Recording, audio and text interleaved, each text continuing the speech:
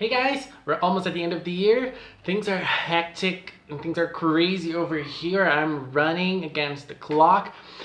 But it's time to talk about episode 42 of KIRAKIRA Precure, the amazing Aoi episode. I was very excited because Aoi is probably my second favorite character. I love her episodes. All of her episodes so far have been gorgeous, and this one was not different. So I was a little afraid of what the title meant, like Aoi's last song, what is actually happening. But thankfully, the episode was gorgeous, the story was amazing, I loved it, and let's talk about it.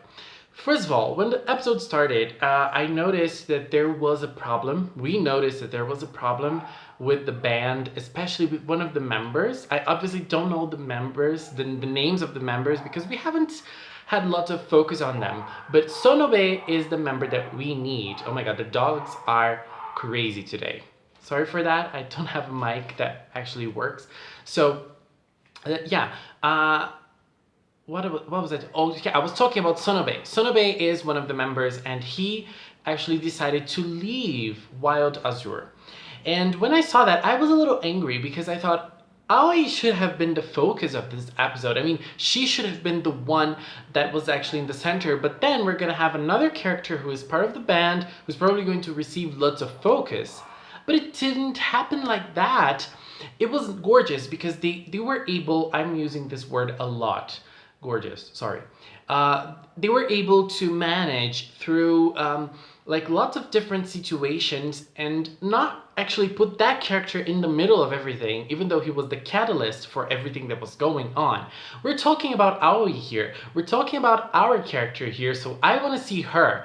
Okay, there is another character who is important for the story itself, but I want to see development on the main character of this episode, which is Aoi. I don't want to see a third character receiving the spotlight just because it's part of their story. I mean, we don't even know Sonobe that much. We know that he is part of Aoi's band.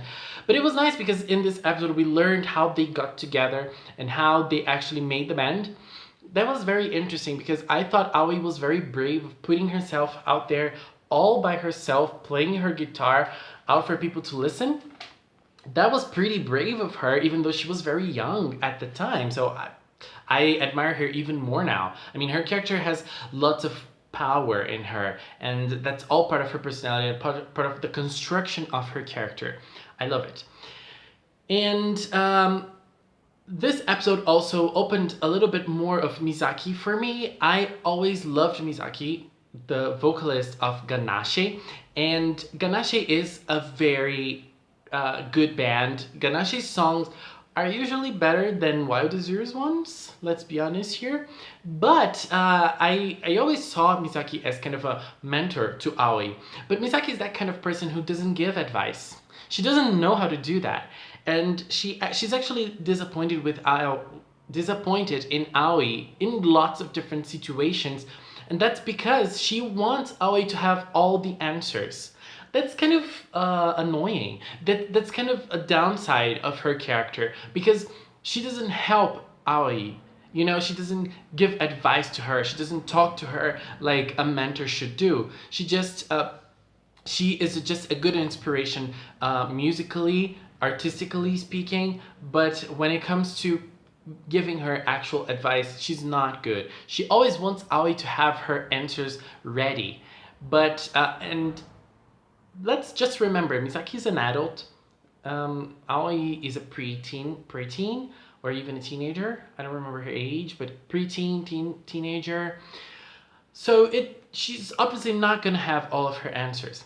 And that obviously let her down because Sonobe was the one who wrote the songs for Wild Azure, and she was kind of dependable on him. Not only her, but the band in general was very dependable. And I think that it was nice that we didn't really see much of the other two members of the band because they would take lots of screen time and we needed more screen time for Aoi and the girls. That's what we had. The girls noticed that and they obviously took care of it. They made a pajama party for Aoi with lots of ice cream, and I loved when the girls came to pick her up, Akira and Yukari. I was very surprised with that because, I was not expecting them to be the ones to pick her up. But that was a very nice touch of the episode. I love when Akira picked Aoi in her arms, and Aoi was like, really, bitch. But it was very nice, everything was very nice. The pajama party was cute. I loved it. I love all the girls. I love Pecoring as well. Pecoring, you're amazing. I love you. And it was very nice to see them just having fun and just playing together. But I think that one of the most interesting parts of the episode was when Aoi asked the girls, what would you girls do if you lost the base of your dream? She didn't use those words, but that's more or less what she meant, at least what I understood. And they all had different answers. Obviously, Yukari's answer was the best. It's a secret. She always says that, and I just love it. And her relationship with Akira, oh my god, that's so cute. And all of those little touches are everything. Every time it happens, I have to praise KIRAKIRA Precure for that, because KIRAKIRA knows how to work their characters, even though it's not their own episodes. They know how to deal, and they know how to show their personalities in small moments, in small parts, and KIRAKIRA really shines in that. This is a constant in Precure, I think, but KIRAKIRA is being the best in handling those details of the characters, and I love it. I really do. And I loved the answers that they gave, the way they talked to Aoi and tried to help her. But Ichika's answer was kind of the most obvious one, and that was what woke Aoi up, and then she was able to write her own song and give to her band and say, let's do this together, let's end this phase of Wild Azure together with this song. And that was amazing. And then we had a performance by Ganache with the new song. The song was very nice. I loved it. I love Mizaki on stage. She is always on fire. And we also had a little bit of Aoi's entrance, but obviously our dear villain appeared and destroyed the party. That fight was very intense. We didn't really have a proper fight this episode. Eliseo was very quick to defeat all of the girls very easily, and then he trapped Aoi and he took her voice away. That was brilliant in his part. I mean, that's basically everything to her, and that's basically what she needs to achieve her dreams. Without her voice, she can't do anything, because she wants a band. She wants to be the vocalist of that band. That's what she loves doing.